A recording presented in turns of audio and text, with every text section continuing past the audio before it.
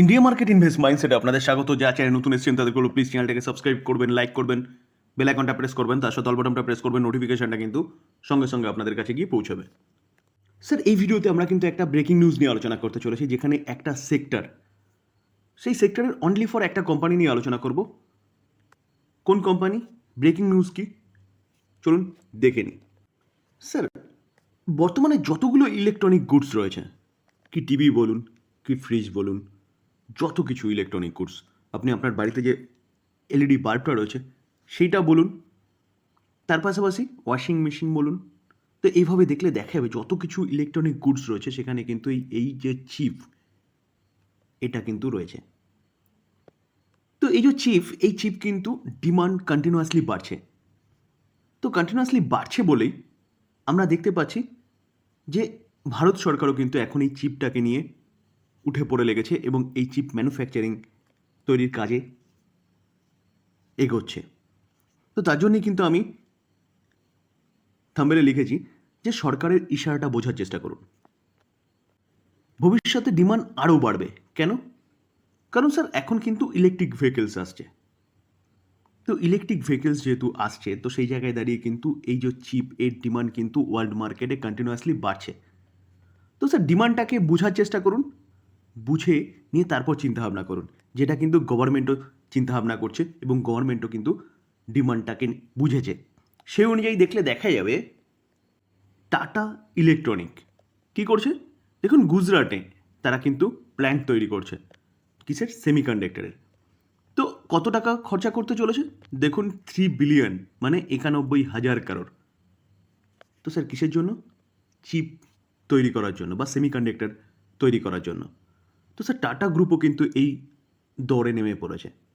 তার পাশাপাশি আমি কালকেই কিন্তু কভার করেছিলাম যে কি এলএনটি অর্থাৎ লার্সেন অ্যান্ড টুব্রো, এই গ্রুপও কিন্তু সেমিকন্ডাক্টরের দরে পা বাড়িয়েছে।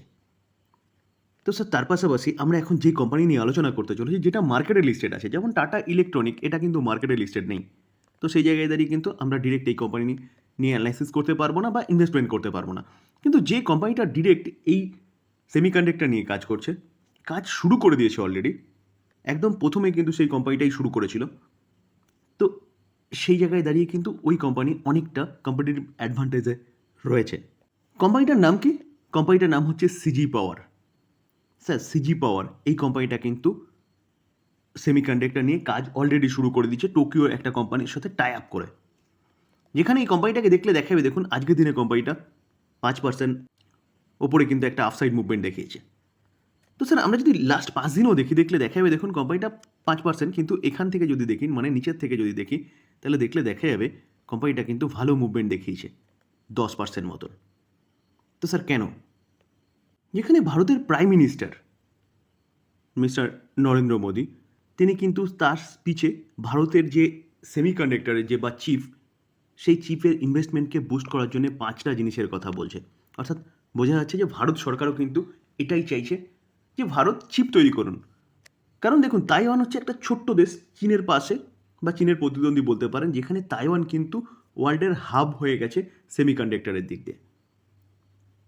তো স্যার এখন কিন্তু প্রতি কটা দেশকে তাইওয়ানের দিকে তাকিয়ে থাকতে হয়, কখন তারা দেবে, তারপর তারা ম্যানুফ্যাকচারিং করবে। দেখুন, তো ইলেকট্রিক ভেহিকেলস তো আসছেই, তাতে কিন্তু প্রতি কটা গাড়ি, যতগুলো ইলেকট্রিক বাস বলুন, কি প্রাইভেট ভেহিকেলস বলুন, 2 হুইলার বলুন, 3 হুইলার বলুন, সব কটা গাড়িতে কিন্তু এই চিপ ম্যান্ডেটরি।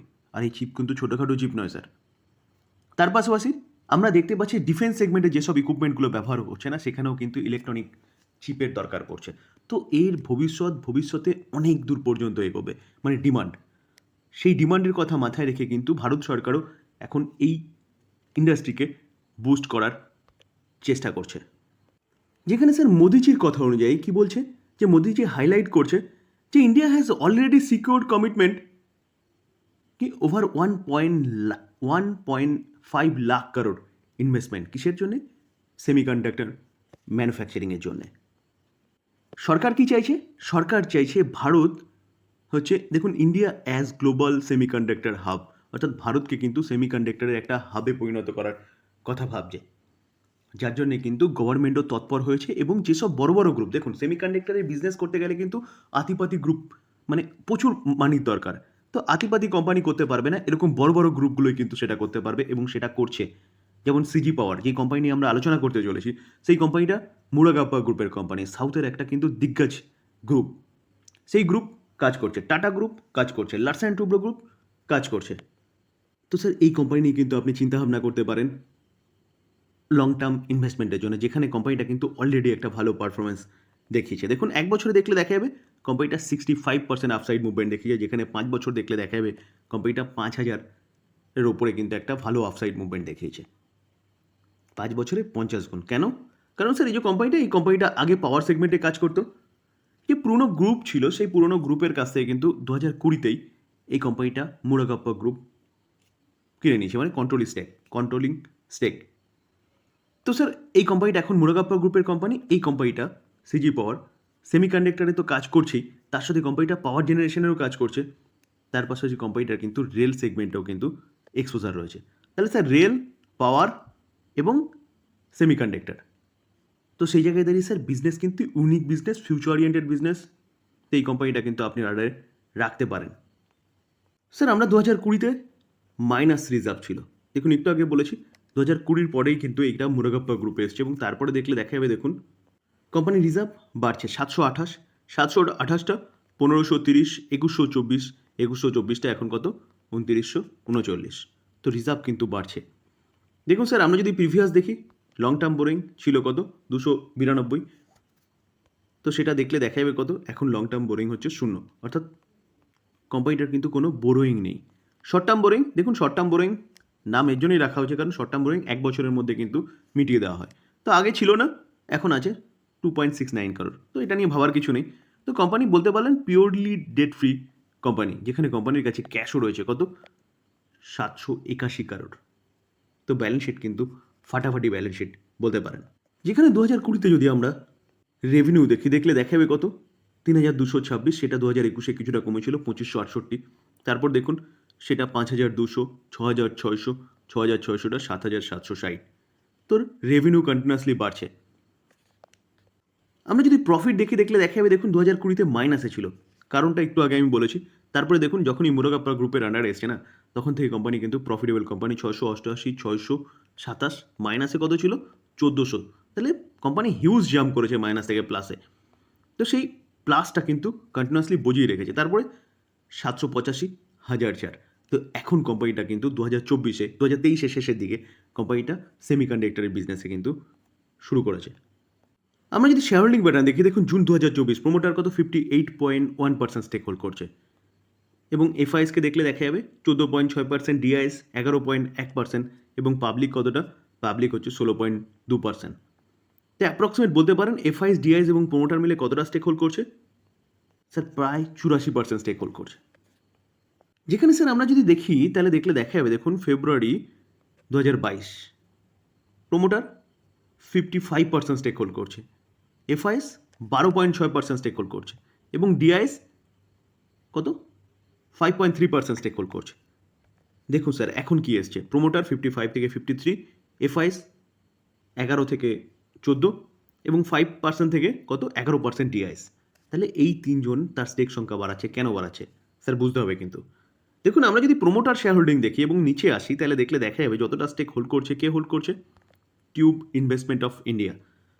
টিউব ইনভেস্টমেন্ট কতটা, দেখুন 58.02% স্টেক হোল্ড করছে। তো এই যে টিউব ইনভেস্টমেন্ট, এই কোম্পানিটা কিন্তু মুরাগাপ্পা গ্রুপের কোম্পানি। তো স্যার এই কোম্পানিটা অর্থাৎ সিজি পাওয়ার মুরাগাপ্পা গ্রুপের কোম্পানি, সেটা দেখিয়ে দিলাম। স্যার মিউচুয়াল ফান্ডকে দেখলে দেখা যাবে 7.12%, 34টা মিউচুয়াল ফান্ড রয়েছে। এক্সেস মিউচুয়াল ফান্ড কত 1.82%, ফরেন পোর্টফোলিও ইনভেস্টার 14.09%, 550টা ফরেন পোর্টফোলিও ইনভেস্টার এবং তার পাশাপাশি দেখলে দেখা যাবে যে আদার ইনস্টিটিউশন মানে কোয়ালিফাইড ইনস্টিটিউশন বায়ার্স 1.89%। তো ইনস্টিটিউশন ইনভেস্টারও কিন্তু অনেকটা রয়েছে স্যার। কেন রয়েছে বুঝতে হবে কিন্তু কোম্পানির বিজনেস। স্যার এই আর্টিকেল দেখলে দেখা যাবে, দেখুন আপনারা এখনও পর্যন্ত দেখেননি যে সিজি পাওয়ার যে সেমিকন্ডাক্টরের বিজনেসে যে এন্ট্রি করেছে সেটা কোনো প্রমাণ আমি আপনাকে দেখাইনি। দেখুন সিজি পাওয়ার জয়েন্ট ভেঞ্চার ইনভেস্ট কত 7,600 করোড় গুজরাটে সেমিকন্ডাক্টর ফ্যাসিলিটি তৈরি করছে। স্যার নিউজটা কবেকার নিউজ, 1 মার্চ 2024। এই আর্টিকেল দেখলে দেখা যাবে যে সিজি পাওয়ার তার ফার্স্ট ফ্যাসিলিটি কিন্তু তৈরি করতে চলেছে 7,600 করোড় ইনভেস্টের মাধ্যমে। তো স্যার বুঝতে পারছেন তো কোম্পানিটা বিজনেস কী করছে এবং বিজনেসের ডিমান্ড কতটা আমি আপনাদের বোঝানোর চেষ্টা করলাম। এবার চিন্তাভাবনা আপনার, আপনি কী করবেন? তো স্যার আমি সবসময় বলি যে গভর্নমেন্ট কী বলছে, কোম্পানি কী কাজ করছে, কোম্পানির বিজনেস কী করছে সেটা বুঝুন, তারপরে চিন্তাভাবনা করুন। তো যতগুলো পয়েন্ট আমি বলি সবকটা পয়েন্ট কিন্তু এই কোম্পানিটার সাথে যুক্ত আছে, যেখানে কোম্পানিটা তিনটে রেল, পাওয়ার এবং সেমিকন্ডাক্টর বিজনেস নিয়ে কাজ করছে। তো এভারগ্রিন স্টক, তার জন্য এতটা ভালো রিটার্ন বানিয়ে দিয়েছে, ভবিষ্যতে এখান থেকে আরও ভালো রিটার্ন কোম্পানিটা কিন্তু বানিয়ে দিতে পারে। তো ডিসক্লেমার দিয়ে কি স্যার কোনো বাই সেল রেকমেন্ডেশন নয়, কোম্পানির সম্বন্ধে ভালো নিউজ পাওয়া যাচ্ছে, ভালো কোম্পানি, বিজনেস ভালো করছে, আলোচনা করলাম লার্নিং পারপাস। এবার ফার্দার আপনি অ্যানালাইসিস করবেন এই কোম্পানিটা বাই করবেন কি করবেন না সেটা নিয়ে। আলোচনা এই পর্যন্ত। যদি ভালো লাগে, যারা চ্যানেল নতুন এসেছেন তাদেরগুলো প্লিজ চ্যানেলটাকে সাবস্ক্রাইব করবেন, লাইক করবেন, বেল আইকনটা প্রেস করবেন, তার সাথে অল বাটনটা প্রেস করবেন, নোটিফিকেশন সঙ্গে সঙ্গে আপনাদের কাছে গিয়ে পৌঁছাবে। থ্যাংক ইউ, ভালো থাকবেন।